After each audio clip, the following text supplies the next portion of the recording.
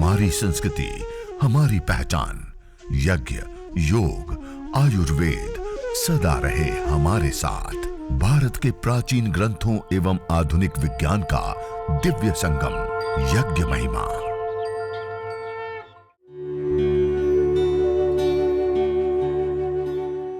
भारतीय संस्कृति में यज्ञ, योग एवं आयुर्वेद जैसी अमूल्य विद्याएं हैं, जिसका मूल है वेद। इतिहास की ओर दृष्टि डालें तो भगवान राम, भगवान कृष्ण से लेकर राजा महाराजाओं, ग्रामवासियों व अरण्यवासी ऋषियों की कुटियों तक नित्य व नैमित्तिक यज्ञों का प्रचलन देखने को मिलता है।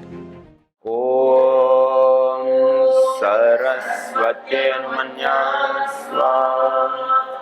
और चौथी बार जल लेंगे और जहां हमने दीपक रखा है वहां से प्रारंभ करके परिक्रमा क्रम से हवन कुंड के चारों दिशाओं में मंत्रोच्चारण के बाद जल सिंचन करेंगे। ओम देव सविता प्रसुव यज्ञं प्रसुव यज्ञपतिं भगाय दिव्य गंधर्वा केतपो केतं न पुनातु वाचस्पतिर्वाचन्नः स्वदतु। अब कलश को ईशान कोण पे ही छोड़ देंगे जहां हमने दीपक रखा है। और अब हम 4 विशेष गाय के घी की आहुति प्रदान करेंगे हवन कुंड में प्रदीप्त समिधाओं में। ओम अग्नये स्वाहा। इदम अग्नये इदन्नमम। ఉత్తరం దిక్కున సమిధ పైన పశ్చిమం నుంచి ఉత్తరం పోయాలి। ఈ విధంగా మరొకసారి మంత్రంతో పోదాం। ఓం అగ్నయే స్వాహా ఇదమగ్నయే इदन्नमम। दूसरी आहुति वेदी के पश्चिम दिशा में प्रदीप्त समिधा के ऊपर पश्चिम से पूर्व की ओर धारा बनाते हुए दक्षिण दिशा की समिधा के ऊपर। రెండవ ఆహుతి మనం ఏదైతే దక్షిణ దిక్కులో ఉన్నటువంటి సమిధ పైన పశ్చిమం నుంచి తూర్పు వైపుకి పొడవుగా నెయ్యిపోయాలి। అర్థమైందా? సమిధ పైన హనుమతే సోమాయ స్వాహా। इदं सोमाय इदन्नमम। अब 2 आहुति हवन कुंड के बीच में प्रदान करेंगे। ओम इंद्राय स्वाहा। इदम इंद्राय इदन्नमम। ओम प्रजापतये स्वाहा। इदं प्रजापतये इदन्नमम। अब हम जो अपने 5 जड़ी बूटियां रखी हैं, एक व्यक्ति गाय के घी की आहुति देंगे और एक व्यक्ति मध्यमा, अनामिका और अंगुष्ठ 3 उंगलियों के माध्यम से अग्नि को ध्यान में रखते हुए आवश्यकता अनुसार मात्रा को 3 उंगलियों के माध्यम से लेकर के समर्पण मुद्रा के साथ स्वाहा के साथ जड़ी बूटियों की भी आहुति प्रदान करेंगे। మనం ఒకవైపు విశేషమైన హవన సామాగ్రి, మరొక వైపు ఆవు నెయ్యితో ఆవుతిద్దాం। అగ్నిని దృష్టిలో పెట్టుకొని చేయి కాల్చుకోకుండా ప్రేమతోటి పైనుంచి వేయకుండా ఈ విధంగా ప్రేమతోటి ఆవుతిద్దామండి। శ్రద్ధతో, మనసులో భావంతోటి రండి మనం మంత్రోచ్చరణతోటి ప్రాతకాల ఆవుతిద్దాం। ओम सूर्यो ज्योतिर्ज्योति सूर्य स्वाहा। ओम सूर्यो वर्चो ज्योतिर्वर्च स्वाहा। ओम ज्योति सूर्य सूर्यो ज्योति स्वाहा। ओम सजुर्देवेन सवित्रा सजुरुषसेन्द्रवत्या जुषाणः सूर्यो वेतो स्वाहा। ओम भूरग्नये प्राणाय स्वाहा। इदमग्नये प्राणाय दन्नमम ॐ भुवर्वायवे पानाय स्वाहा इदं वायवे पानाय इदन्नमम ॐ स्वरादित्याय व्यानाय स्वाहा इदमादित्याय व्यानाय इदन्नमम ॐ भूर्भुवस्वरग्निवायवादितेभ्यः प्राणापानव्यानेभ्यः स्वाहा इदमग्निवायवादितेभ्यः प्राणापानव्यानेभ्यः इदन्नमम ॐ आपो ज्योतिरसोमृतं ब्रह्म भूर्भुवस्वरों स्वाहा ॐ या मेधां देवगणपितरश्च उपासते तया मा मध्यमेधयाग्ने मेधाविनं कुरु स्वाहा ॐ विश्वानि देव सवितर्दुरितानि परासुव यद्भद्रं तन्न आसुव स्वाहा ॐ अग्नेनय सुपथाराये अस्मान् विश्वानि देववयुनानि विद्वान् युयोध्यस्मज्जुहुराणमेनो भूयिष्ठान्ते नाम उक्तिं विधेम स्वाहा ॐ भूर्भुवस्वः तत्सवितुर्वरेण्यं भर्गो देवस्य धीमहि धियो यो न प्रचोदयात् स्वाहा ॐ भूर्भुवस्वः तत्सवितुर्वरेण्यं भर्गो देवस्य धीमहि धियो यो न प्रचोदयात् स्वाहा ॐ भूर्भुवस्वः तत्सवितुर्वरेण्यं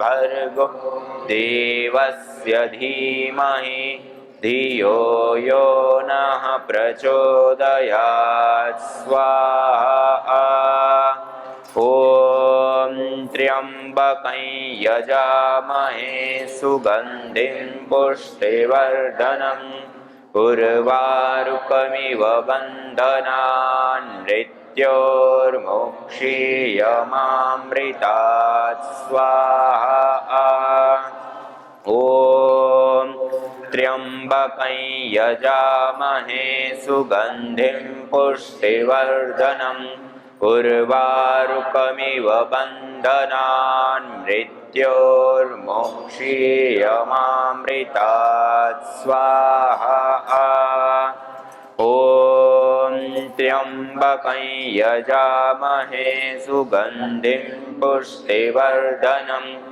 उर्वारुकमिव बन्धनान् मृत्योर्मुक्षीयमामृतात् स्वाहा ॐ सर्वं वै पूर्णत्वं स्वाहा ॐ सर्वं वै पूर्णत्वं स्वाहा ॐ सर्वं वै पूर्णत्वं स्वाहा। अब चम्मच को छोड़ देंगे, सामग्री को छोड़ देंगे, दोनों हाथों को आपके पास नेपकिन है उससे साफ कर लीजिए और दोनों हाथों को जोड़ करके हमने जो विभिन्न मंत्रों के माध्यम से देवीय शक्तियों का आह्वान करते हुए हमने आहुति प्रदान करके उन देवीय शक्तियों को हमने तृप्त किया, पुष्ट किया, संतुष्ट किया। अब हम वेद में कहा सत्याह संतु यजमानस्य कामा, जो यजमान यज्ञाग्नि के अंदर आहुतियां प्रदान कर देवीय शक्तियों को अपना हिस्सा प्रदान कर जो प्रार्थना करता है, मनोकामना अपनी रखता है, उसकी वो कामनाएं मनोकामनाएं पूर्ण होती हैं। इष्ट काम दुख सर्व काम दुख सत्याह संतु यजमानस्य कामा, समस्त प्रकार की मनोकामना को पूर्ण करने का सबसे बड़ा केंद्र यज्ञ है। तो आइए संपूर्ण विश्व की मंगल कामना करते हुए हम सब प्रार्थना करेंगे।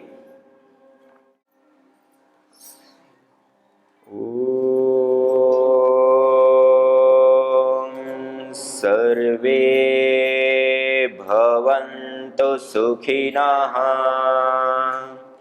सर्वे सन्तु निरामयाः, सर्वे भद्राणि पश्यन्तु, मा कश्चित् दुःखभाग् भवेत्। हे ईश सब सुखी हो, कोई न हो दुखारी, सब हो निरोग भगवन, धन धान्य के भंडारी, सब भद्र भाव देखे, सन्मार्ग के पथिक हो, दुखिया न कोई होवे, सृष्टि में प्राणधारी। हे नाथ सब सुखी हो, कोई न हो दुखारी, सब हो निरोग भगवन, धन धान्य के भंडारी।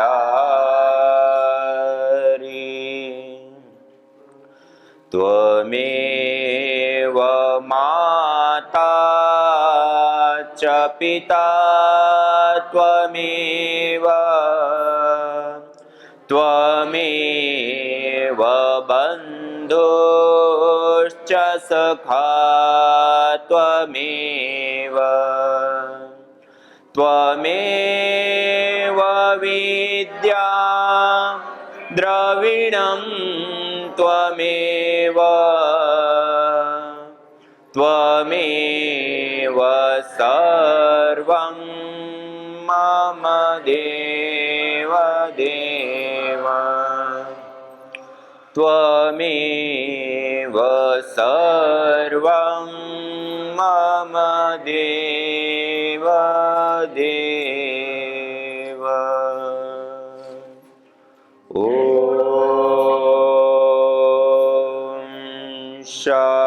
शांति शांति शांति। इस प्रकार पूरे श्रद्धा भाव के साथ युक्त होकर के प्रतिदिन प्रातः भोर और सायंकाल की वेला में सूर्योदय और सूर्यास्त के समय पे वेद मंत्रों का उच्चारण करते हुए देवीय शक्तियों का आह्वान करते हुए यज्ञाग्नि के अंदर जब हम आहुतियां प्रदान करते हैं तो उससे देवी शक्तियों का पूजन, ईश्वर की आराधना के साथ साथ मनोकामना की पूर्ति और जीवन में सबसे बड़ा तत्व होता है पुण्य। पुण्य के आधार पे ही हमारा वर्तमान जीवन और आने वाला भविष्य होता है। उस अथाह पुण्य को प्रदान करने वाला यह यज्ञ इसलिए इस यज्ञ को हमारे ऋषियों ने पुण्यों की कृषि कहा है। यह पुण्यों को प्राप्त करने का महा उपाय है। तो ऐसे श्रेष्ठतम कर्म यज्ञ को अपने जीवन में हम प्रतिदिन 10 मिनट निकाल करके ऐसे अनुष्ठान की भांति करते हैं, तो हमारा चित्त, चेतना, मति, गति से लेकर के बुद्धि पर्यंत और पंचभूतात्मक या पिंड से लेकर के पंचभूतात्मक या ब्रह्मांड पर्यंत सब जगह पर स्वास्थ्य और संतुलन कायम होता है।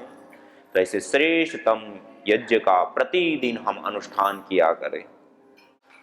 इस प्रकार से प्रतिदिन हवन करने के बाद जब अग्नि शांत हो जाती है, जिस अग्नि के अंदर हम आहुतियां देते हैं उसको कहते हैं यज्ञाग्नि, और अग्नि शांत होने के बाद जो ये अंगारे रह जाते हैं इसको कहते हैं ब्रह्माग्नि।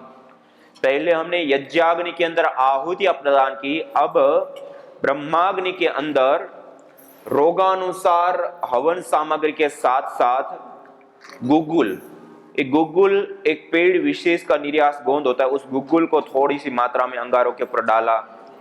गुड़ आदि कुछ मीठे पदार्थ को भी आप उसके साथ रख सकते हैं, और एक आध चम्मच गाय का घी। जिनकी अग्नि शांत हो गई है वो जब अग्नि प्रदीप्त है तो नहीं रखेंगे। इस प्रकार से थोड़ा सा गुग्गुल, गाय का घी आदि को अंगारों के ऊपर डाल करके और उसकी हल्की सी धुनी अपने घर में कर देते हैं।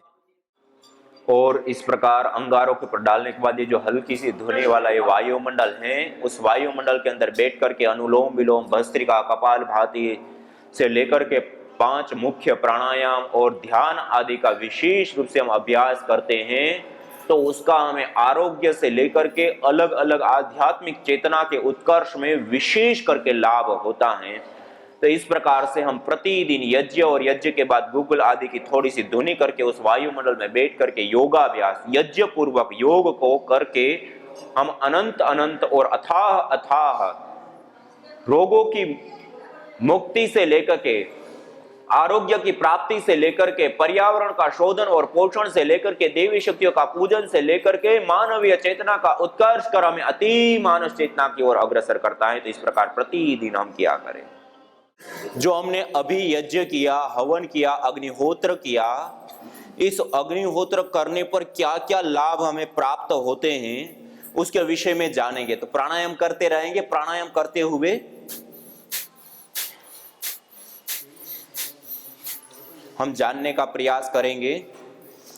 देखिए, जब हम कोई भी वस्तु की अग्नि के अंदर आहुति देते हैं, गाय का घी है, जड़ी बूटियां हैं आदि आदि, तो इसके जलने पर वो रूपांतरित होकर के इस वायुमंडल के अंदर आ जाते हैं। जब ये वायुमंडल के अंदर वो आता है तो उसके हमें अलग अलग कई सारे लाभ प्राप्त होते हैं। उसमें से एक सबसे महत्वपूर्ण और विशेष लाभ हमें प्राप्त होता है, वायुमंडल के अंदर ऋण आवेशित कणों को बढ़ा देता है। प्रति सेंटीमीटर एयर के अंदर 200 से 400 ऋण आवेशित कण बढ़ने के कारण वो वायुमंडल ऐसा निर्मित हो जाता है घर के अंदर जैसे घना जंगल हो और वहां का जो वायुमंडल हो वहां पर 200 से 400 ऋण आवेशित कण पाए जाते, उतने हमारे घर के अंदर पाए जाते। मानिए हम अपने घर के अंदर जंगल जैसा वायुमंडल बनाना चाहते हैं तो इतना 5 मिनट का यज्ञ अपने घर के अंदर जरूर हमें करना चाहिए। जो तुम चाहते हो रोगों से छुटकारा, तो लो नियमित यज्ञ का सहारा। यज्ञ की यह शुद्ध हवा सब रोगों की है दवा। आयुर्वेद ग्रंथों में यज्ञ को देवीय चिकित्सा कहा है और कहा आयुर्वेदेषु यत् प्रोक्तम यस्य रोगस्य भेषजम तस्य रोगस्य शांत्यर्थम तेन तेनेव होमये। अर्थात आयुर्वेद के अंदर जिन रोगों की शांति के लिए जिन जिन औषधीय द्रव्यों का सेवन करने के लिए कहा जाता है, उन्हीं द्रव्यों से हवन करने पर वह रोग हमारे शांत हो जाते हैं, दूर हो जाते हैं, नष्ट हो जाते हैं। अतः आइए हमारे ऋषियों द्वारा प्रदत्त देवीय चिकित्सा यज्ञ को अपनाएं और अपने स्वास्थ्य को समृद्ध बनाएं।